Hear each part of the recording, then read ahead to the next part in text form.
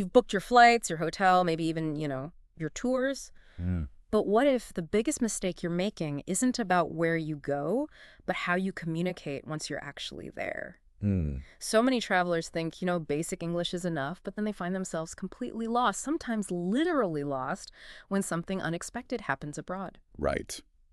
Welcome to Daily English Practice, Listen and Speak. Today, we're doing a deep dive into those essential English phrases and practical communication tips that are just for tourists. And our mission here really is to give you more than just like a phrase book list. Mm-hmm. We want to help you understand when to use these phrases and how to use them effectively. Mm-hmm. We're drawing on lots of real-world travel situations, expert advice. Yeah. The idea is to get you beyond just memorizing words towards feeling genuinely confident when you communicate wherever you are. That's spot on. And for you listening, for the learner, this is so crucial. It's about getting that knowledge quickly, finding those aha Yeah. moments we talk about, and maybe most importantly, avoiding those common problems, getting overwhelmed with too much information, or just the stress of actually being there. So let's unpack this. Where do we even start? Well, it's interesting because before you even think about asking for directions or ordering food, the real foundation is politeness. Simple, polite phrases are like a universal bridge. Ah, okay. It's not just about manners, though it helps. It makes interactions smoother, shows respect. It basically tells people, hey, I respect your culture. Can you help me out? Absolutely. It's amazing how please or thank you can just change the whole feel of things, right? It kind of puts people at ease. Exactly. So think about basic greetings. Simple stuff like hello or hi always works. Then you've got your time of day ones. Good morning, good afternoon, good evening. Easy enough. Mm-hmm. And if it's more casual, say you're in a hostel or chatting to another traveler. Right, yeah, then maybe something like how's it going is really natural, but you definitely wouldn't bust that out at passport control. Definitely not. And introducing yourself is pretty straightforward. My name is your name, or just I'm your name. You can add context easily, like I'm from your country or I'm a tourist here. Right. And if you want to keep the conversation going, asking what's your name, or maybe are you from around here, works well. Good openers. And when you need to wrap it up politely, Simple things like, it was nice meeting you, or take care, have a great day, even see you later, if it fits, all perfectly fine. okay, so this is where politeness gets like practical superpowers, incredibly useful. So versatile. You use it to get someone's attention, right? Like a waiter, or to move through a crowd. And it's definitely your go-to for asking directions politely. And the intonation matters there, doesn't it? Like a quick, excuse me, to get past versus a softer, excuse me, to ask something. Exactly. And please, well, that's universal for any request. Adds that touch of respect. And gratitude. Never forget thank you, or maybe thanks a lot. So important. And the response. Usually just, you're welcome. Simple. Now, if you make a mistake, maybe bump into someone. Yeah. I'm sorry is essential then. Absolutely. And for something a bit more formal, Yeah. there's, pardon me, it can work like, excuse me, or I'm sorry. But hang on, there's another key use for pardon me that often trips people up, isn't there? Oh, yeah. What's that? I can see how that might be confusing. Well, besides being a formal, excuse me, if you say pardon me, with that upward inflection, like a question, it means, sorry, I didn't hear you. Could you repeat that? Super useful if you're struggling with fast speech or accents. It's not just about being sorry. It's about understanding. Ah, got it. Okay, that's a really good distinction. So we've laid the groundwork with politeness.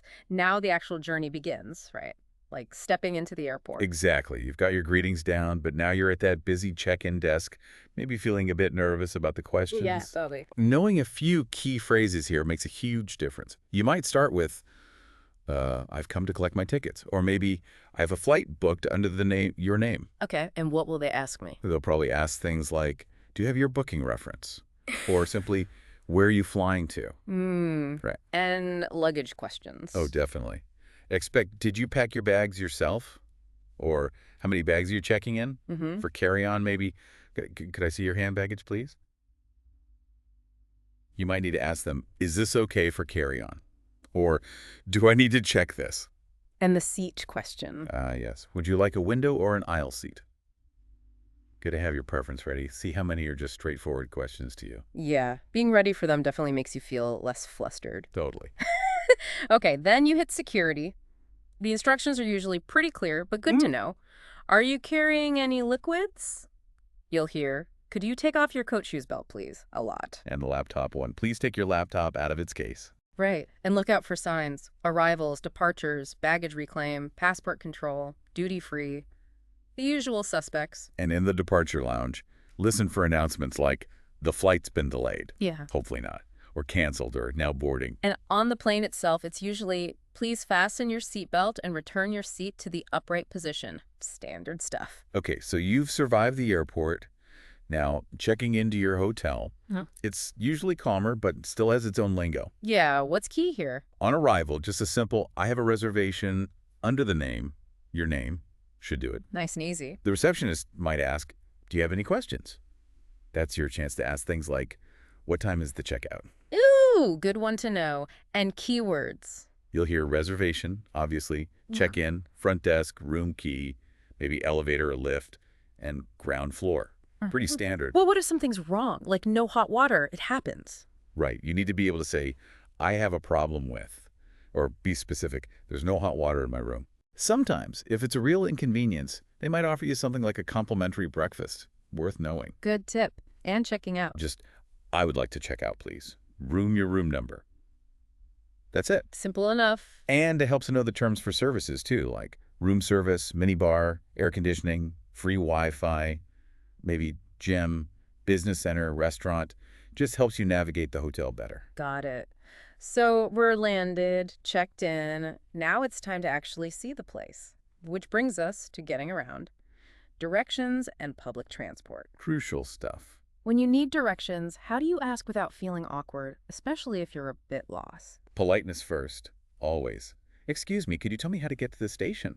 Or maybe, do you know where I could find the nearest subway stop? Or even, I'm looking for the museum, is it nearby? If you're really stuck, I can't seem to find the bus stop for Route 4 is clear and direct. Exactly. And here's something interesting. When native English speakers give directions, they often talk about time, not exact distance. Ah, okay. Like how? You'll hear things like, it's about a 5-minute walk that way, or it's just a couple of blocks away. They might also say, head down that street, or walk straight until you hit the lights. Hit the lights, meaning reach the traffic lights. Precisely. Or they'll use landmarks. Go past the big bank, or turn right at the gallery. Okay, so listen for time and landmarks. What if your brain just freezes? Happens to me sometimes. Totally normal. Take a breath, smile. You can even use your phone. Just say, excuse me, can I just show you where I'm trying to go on my map? Takes the pressure off your speaking. That's a great tip. I remember getting completely turned around looking for a cafe once. Phone died. Nightmare. That's where knowing what to do in those slightly more urgent situations comes in handy, I guess. Absolutely. And that leads nicely into some practical tips for public transport, especially thinking about the UK, where tourists sometimes make common mistakes. Oh, yeah. Like what? Well, one big one is underestimating travel times. UK roads can be busy, narrow, not always direct. You mentioned driving London to Edinburgh. That's easily 7 or 8 hours. Each way, not a day trip. Wow. Okay. Definitely not. Good to know. What else? In London, on the tube, escalators stand on the right, walk on the left. Sounds minor, but it keeps things flowing. Ah, the escalator rule. Heard about that. What about tickets? Well, the Oyster card used to be the thing, but now, contactless payment, your credit card or phone pay is often just as easy, sometimes cheaper, and you avoid the, £7 card fee. Well, that's a brilliant tip. Good aha moment there. Anything else on transport?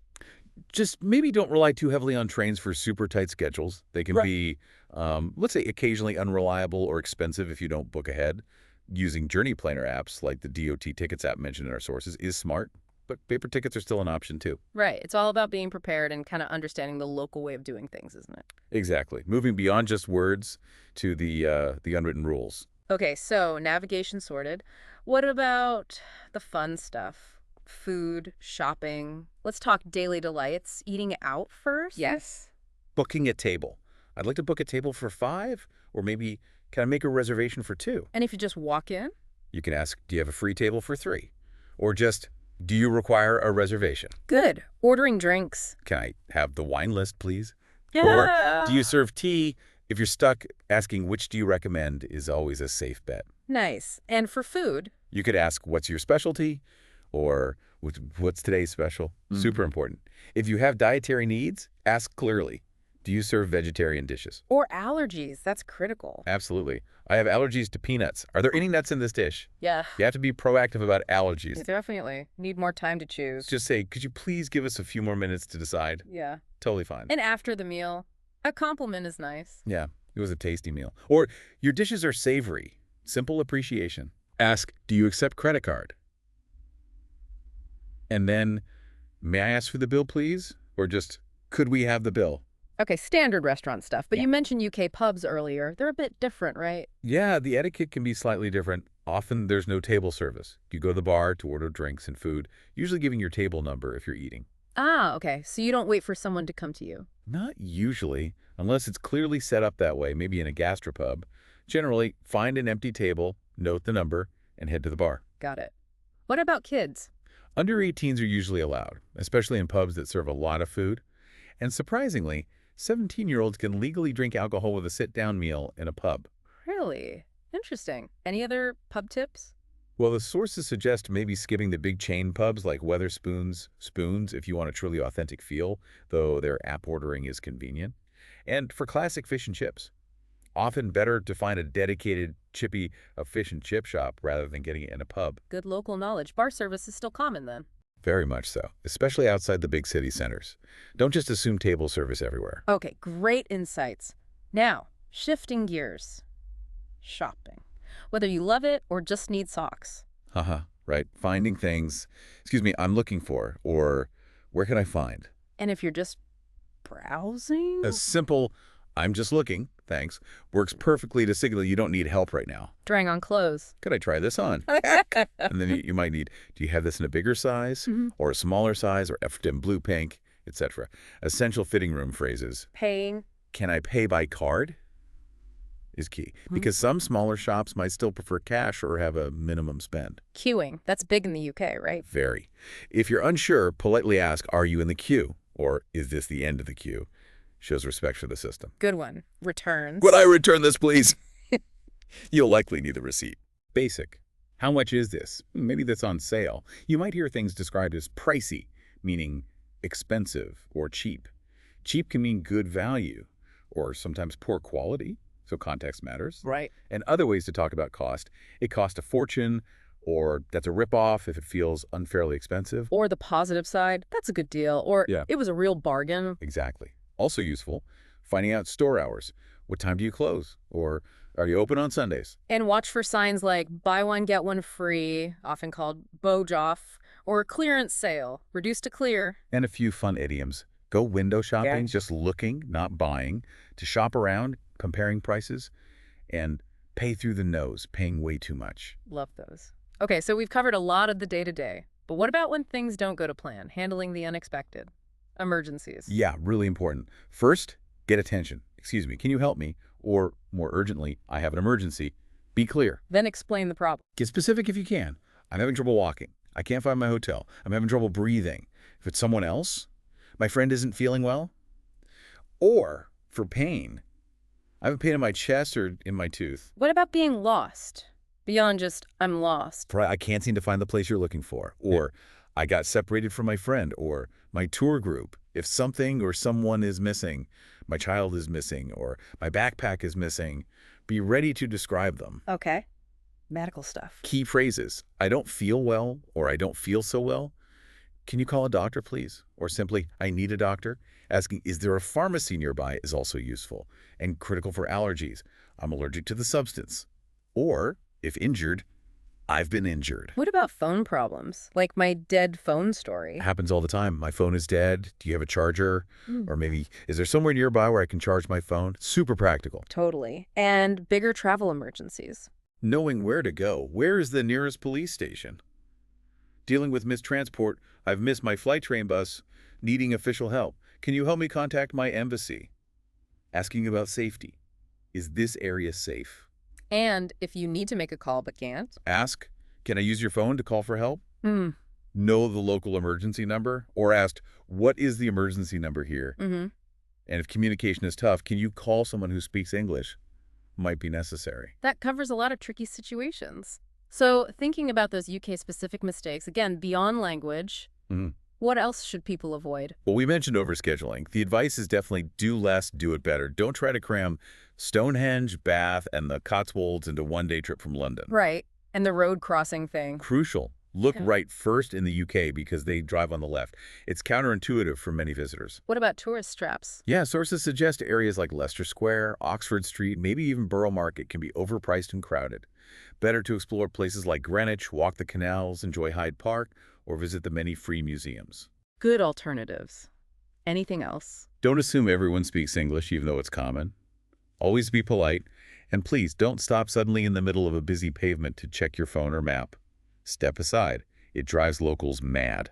Uh-huh. I can imagine. Queuing is sacred. It really is.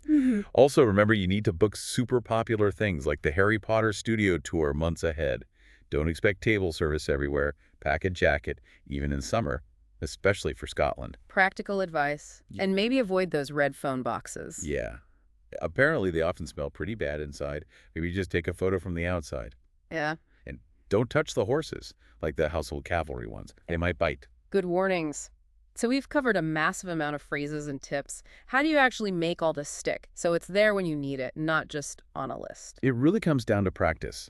The more you hear English, and crucially, the more you use it, the better it gets. Try to speak some English every single day. Even just talking to yourself. Absolutely. Narrate what you're doing, and please don't worry about making mistakes. Everyone does. It's how you learn. Good point. What about listening? Listen to English music. Watch English TV shows or movies. Yeah. Start with subtitles in your language. Then maybe English subtitles, then try without. Immerse yourself. Engage with people. If you can, yes. Mm. Talk to native speakers. Join online groups or language exchange apps. Consistency is the absolute key. The more you expose yourself, the more natural it becomes. That really reinforces why daily practice is so vital.